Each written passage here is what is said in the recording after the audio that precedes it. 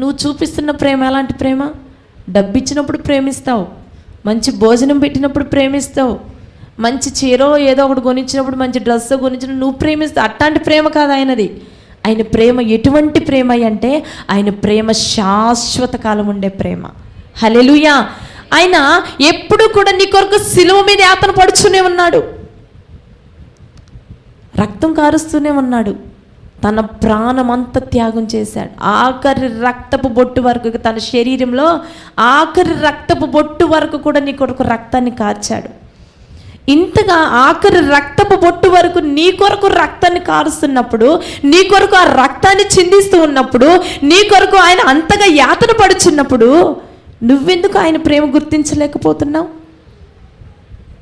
నువ్వు నేను ప్రేమించినట్టు ఆయన ప్రేమిస్తే మన జీవితం ఎక్కడో పాడైపోయి ఉండేది, మనం ఎక్కడో నశించిపోయేవారం.